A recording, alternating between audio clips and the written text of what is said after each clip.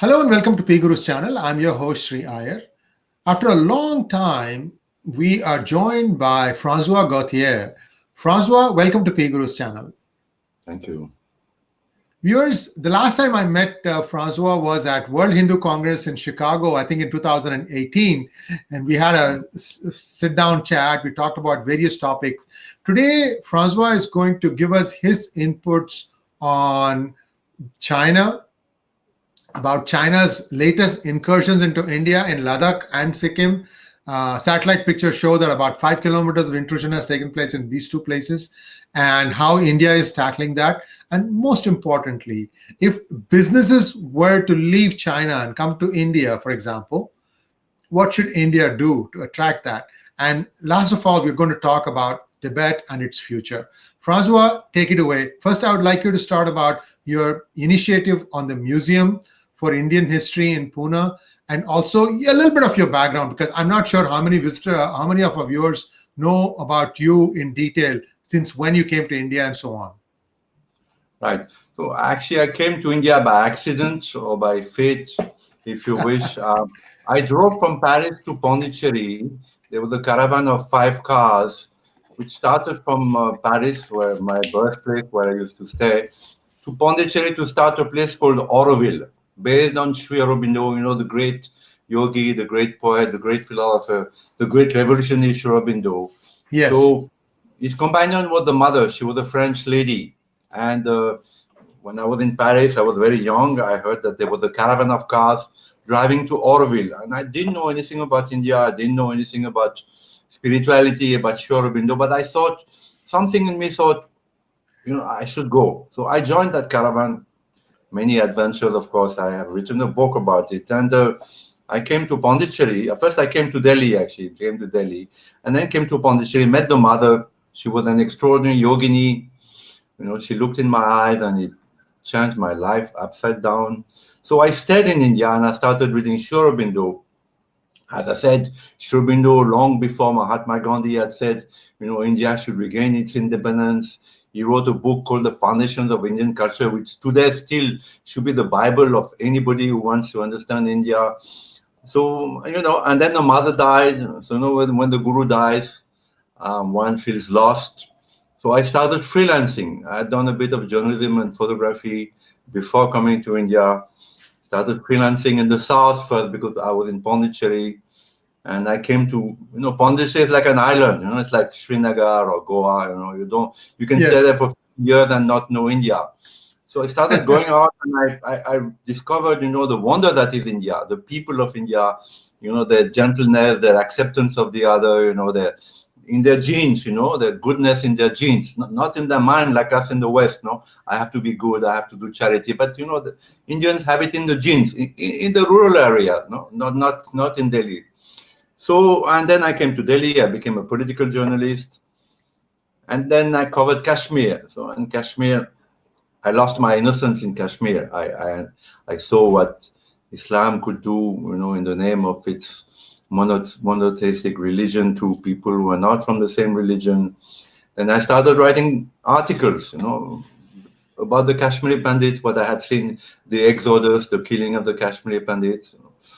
And then I started writing books. There was a gentleman called Sitaram Goel, who was one of the pioneers when nobody believed in it. And he, at that time I was writing in Indian Express and in Blitz magazine in Bombay. And he asked me to do a compilation of my articles and write a book. And I told him, look, I have just been to Kashmir. I've seen the exodus.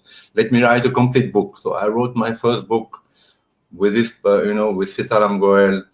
And then I realized that, I started defending India. Long before the coronavirus happened, I thought, India is the future superpower in Asia. China was already, from when Nixon went to China in 1972, Right. And the world started discovering China. China started taking off like a rocket. I thought, maybe the last 25, 30 years that India is going to be the economic and geostrategical superpower in Asia. But of course, nobody believed it in those days. So I started writing articles and books, and then I realized that Articles have a limited life. Books have a limited shelf life. So I started a museum then. I thought, if I do a museum, then I can put in rock and, and artifacts and paintings, something that will outlive me. So this is how I started the Shivaji Maharaj Museum in Pune.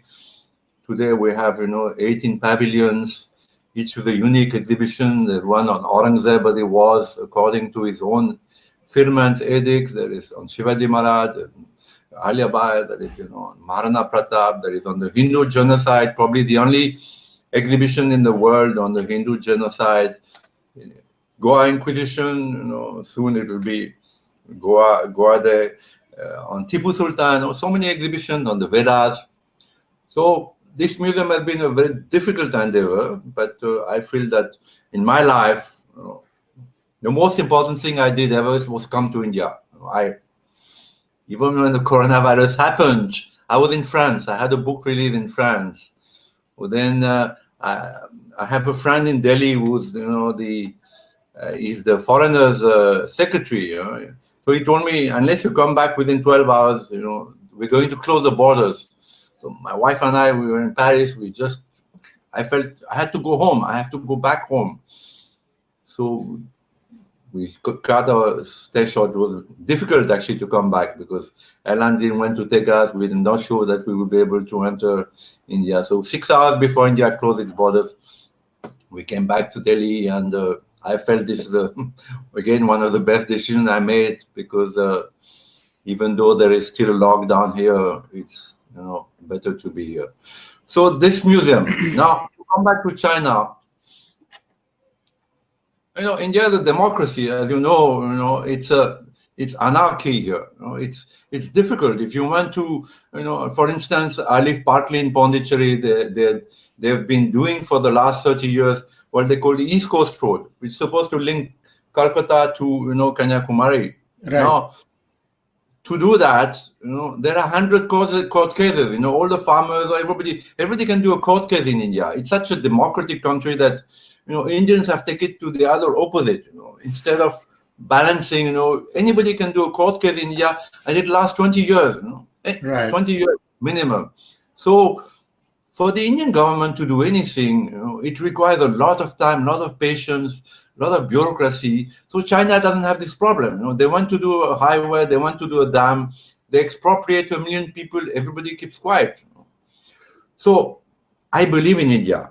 I do think that because of its position, because of its ancient history, because of its democracy, because of its spirituality, India is going to become the economic superpower of Asia and eventually of the world.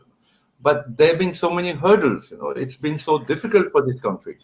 But because of the coronavirus, because of the backlash that China has begun to experience, whether the coronavirus escaped from the wet market of Wuhan, whether it escaped from a lab, a biological lab, we'll know in time. But there is a backlash.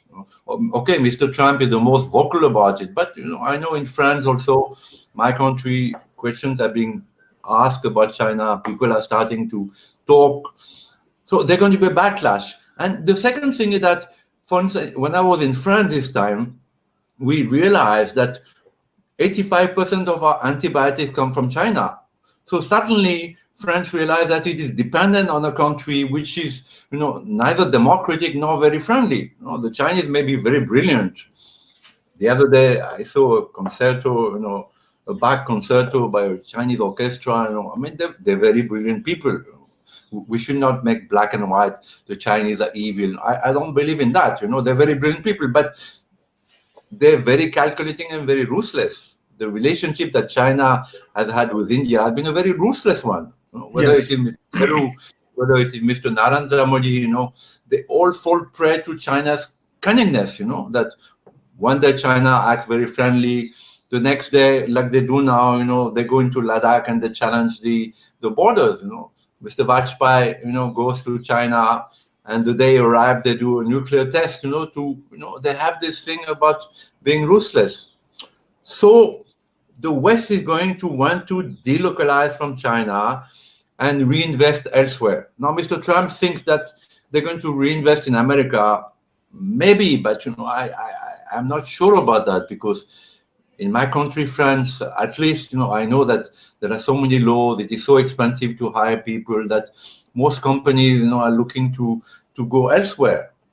So India is the ideal place for the West to relocalize its industries, some of the industry from China to India. But India has to be ready for that. Sometimes I'm a little worried that India is not ready. That Mr. Modi, I don't know, Mr. Modi is a very inscrutable person. One doesn't know what he thinks at any time. But India has to be ready. And for that, India needs to build up in infrastructure. It needs to liberalize more, because it's still very obsolete. Very obsolete, the laws, the import duty. So there's a lot of effort to be done. But because of the coronavirus, India has a great chance to become the economical platform for the West. Now, that is the first aspect. The second aspect is strategical, geopolitical. Now, as you know, China is trying to control the sea lanes between the China Sea to the Indian Ocean for all the shipping, all the oil that goes, everything, which it's a very vital lane. So they've taken over the Spratly Islands, and they are challenging every country in the area, from Vietnam to Philippines. And again, India is there. India is the only country that the West can use to counter this search for hegemony that China has. China is building a new Silk Road. The Silk Road that used to be a commercial getaway in the Himalayas. Now, what the Chinese are doing, they're spending billions of dollars to build a road through the Pakistani-held Kashmir down to a port in Pakistan called Gwadar.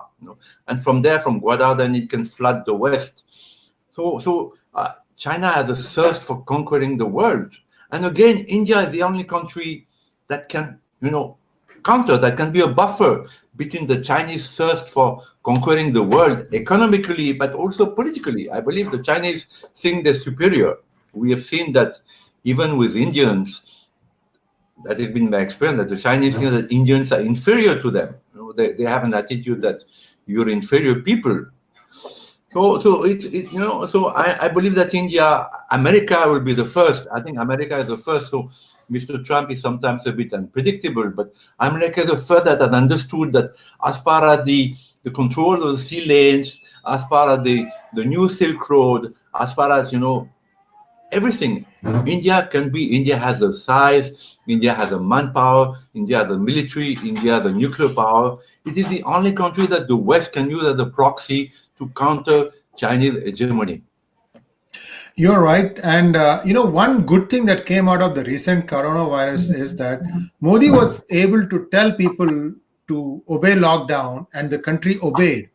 And I think if Modi were to say, look, things like what you mentioned, East Coast Road, if we don't have this infrastructure, you stand to lose more by hanging out for the last 1,000 rupees on your land than you might be able to make the 1,000 rupees in a day.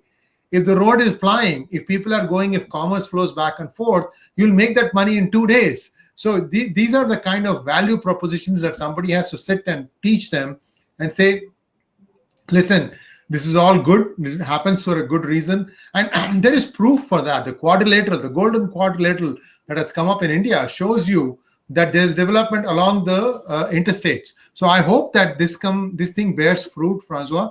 And as far as hegemony is concerned, China is hoping not only the CPEC corridor that you mentioned, it also wants the One Belt, One Road initiative, where it is trying to go across, the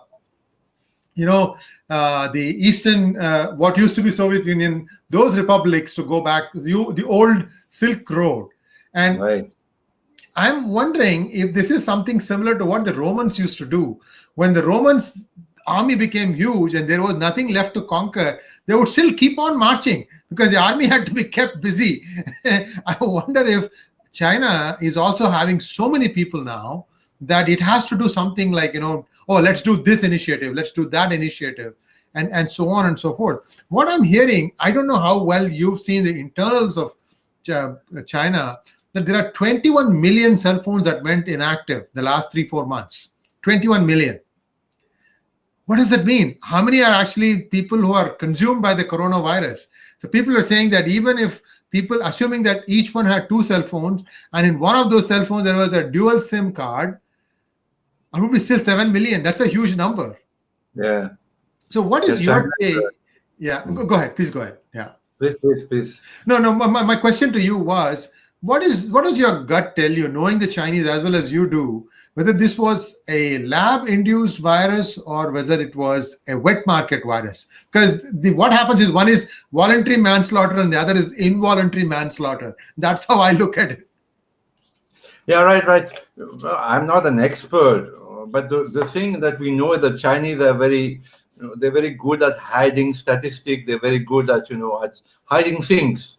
So, and of course they have the support of Dr. Tedros, the head of the of the World Health Organization. What not many people know is that Tedros started his career against I forgot his name was Haile, I think Haile. Selassie. Yeah, and he Haile was a Selassie. Maoist. He was a Maoist. He was a staunch, admirer of the Maoist. So most probably Tedros is a great admirer of China. And there's a photo of him, famous photo of him meeting President Xi Jinping for the first time, and he's half kneeling. I don't know if you've seen that photo. He's keeping a very respectful distance, shaking the hand and half kneeling in front of him. So there's probably a know that Mr. Tedros must be in awe of the Chinese. So no doubt he's sheltered them. No doubt he knows more than he has said. I don't know. The Chinese are very dangerous people. There is no doubt that they are. I think if there is a war in the 21st century, most probably will be between India and China. I mean, the Chinese are always, prodding India. They're always challenging India. They want a war with India, actually. In '62, as you know, Mr. Nehru was, not a fan of the army. He had blunted the Indian army, not given them any, proper clothing for winter. So the Chinese did humiliate India, and they think they can do it again. I think they're making a mistake. But no doubt, if there is a war, it will be between India and China. So there's a good chance, that this thing escaped from a lab in Wuhan. But I can't say. I'm not an expert. So I keep it open. Anyway, it came from China. The Dalai Lama. Sure. Right. Yeah. The Dalai Lama. I'm very fond of the Dalai Lama. I've interviewed him many times. Tibet used to be a peaceful buffer between China and India, non-violent, peaceful, Buddhist, So when the Chinese took over Tibet, they didn't do it, they did it in a very ruthless manner. They did it because they knew that Tibet overlooks India and that they will have a great strategic advantage on India by taking over Tibet. Now, in case of a war, it is true, and it was true in '62, it will be true tomorrow, that can swoop down from Tibet down to Assam and Arunachal Pradesh, which they're claiming, by the way. Right. So Tibet is very important. The West and even America has forgotten the importance of Tibet. True, it is a small country, but from a strategical importance, it is huge. It's huge. And it is the best weapon that India has against China. Because let's face it, China is superior in many ways, military, nuclear-wise. They have more weapons than India. Industry-wise, they have done so well, that they're conquering the world. They were nowhere in '72, and today look at them. They with Lenovo, they dominate the laptop market. Their phones are dominating the market. Their 5G, is dominating the market. So they're leaders. So what India has is the Dalai Lama, because there's the one thing that makes the Chinese mad is the word Dalai Lama. You say the word Dalai Lama, the Chinese lose all, they lose all logic. They just become totally erratic and totally, mad. But India is not using that. I have some access to Mr. Modi. I keep saying, look, the Dalai Lama is there. He's a wonderful person. He's a yogi. He's a lover of India. He's so grateful that India gave refuge to the Tibetans. Use him. Use him. But whether it's a Congress government, whether it's a BJP government, the same fear of China is there. The same thing that, oh, let us not antagonize China. But Dalai Lama is very important. When he dies, the Chinese are going to nominate their own Dalai Lama, like they did for the Panchen Lama. They will nominate their own. It will be the end of Tibet. So, So if Dalai Lama were to choose his successor now, sitting in Dharamshala, what would the Chinese government do? They would again go into a tiz, isn't it? Yeah, they would. They would, and they would nominate their own Dalai Lama. But I think the Tibetans generally are still faithful to the Dalai Lama. The Dalai Lama still holds, sway upon the 6 million people that are both in Tibet and exiled in India and over the world. So for the Chinese, he remains a great danger. Hence their anger whenever if France has not received the Dalai Lama officially in the last 20, 25, 30 years, because the Chinese are threatening, economic repercussions, that they will not buy Airbuses, they will buy Boeings, So France has not, has caved in. And I don't know if Mr. Obama saw between two doors the Dalai Lama, but everybody's scared of the Chinese, including India. So, but the Dalai Lama, a small country, landlocked country, is a very important point. Is a very important element in the future of the world, because at the moment after the coronavirus, when the world is looking anew at China, there is one thing, there's one rook that the Chinese are afraid of. It's the Dalai Lama.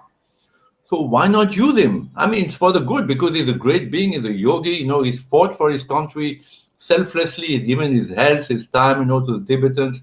He's brought Tibetan Buddhism to the world. I believe that, he's an extraordinary being. So let us use him. Let India use him.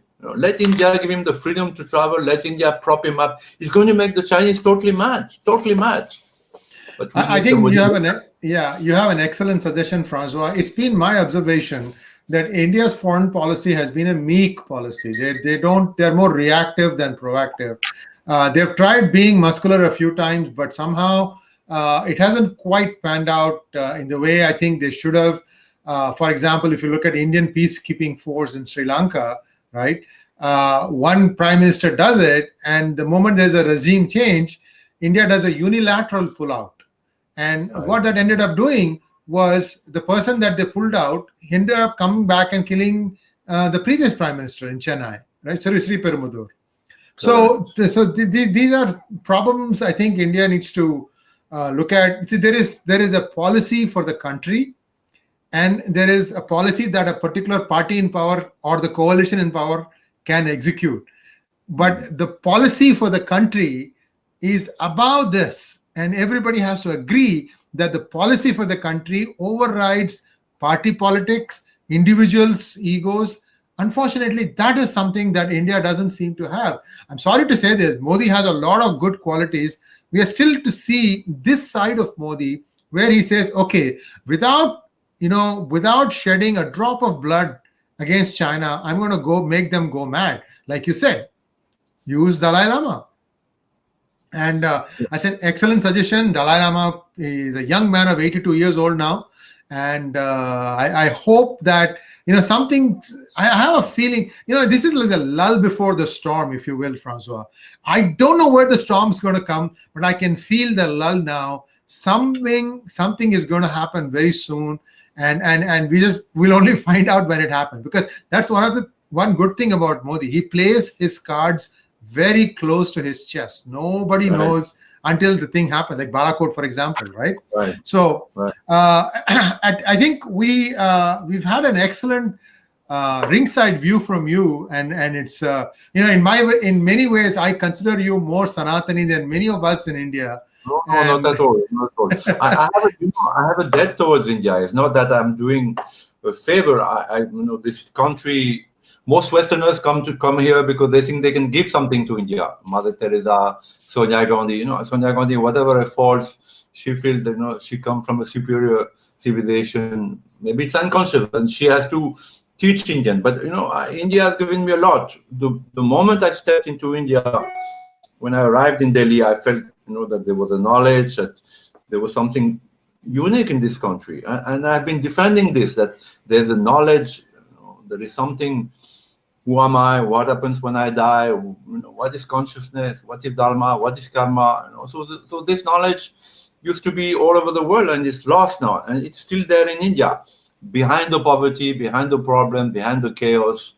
There is an ancient knowledge which is still very much there. So I'm grateful to that knowledge, that I had the chance in this life to come to India and and partake of that knowledge. And plus, India is a wonderful country. As a journalist, as a writer, you can't find a more diverse, vaster, country than India. So I'm married to an Indian. I met so many wonderful people here, ordinary people, great people. So I'm grateful. Before we sign off, perhaps you can tell us a little bit about Auroville, where you are staying now. So you shuttle between. So right now you are grounded probably in Auroville, right? Yes, I am. Yeah. Yeah. So I've heard. Sorry, very sorry. No, go ahead. Good. I understand. You're saying you shuttle back and forth between Pune and here. Pune, Delhi, and I have also I have a team of painters in Rajasthan. Many of my exhibitions were done in Rajasthan, actually. There are two professors of history, retired professors of history in Rajasthan. One is Jaipur, one is in Jaipur. So just now I'm doing an exhibition on Tera By in Udaipur. There's a professor called Professor K.S. Gupta, and there are painters there. So I have to go. I think they're going to open next week. It's going to be a pain to travel now. It's going to be a real pain. Before we had Islamic terrorism, that made us, go through hundreds of security. Now we'll have coronavirus. So right.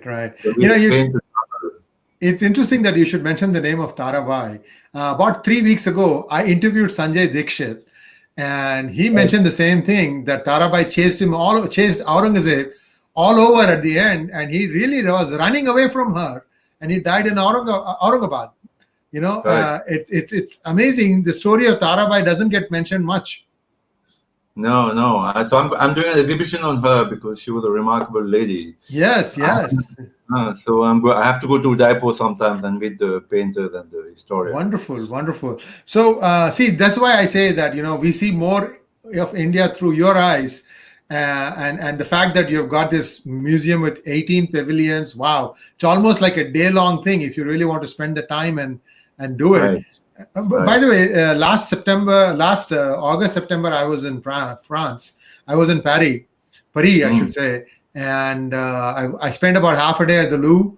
And I picked the right time. I went in the morning when the crowd was still kind of coming in. I got Mona Lisa done right away. And I spent, it was beautiful. And it was the first time I was going there. Very, very nice people. I ate, binged, in fact.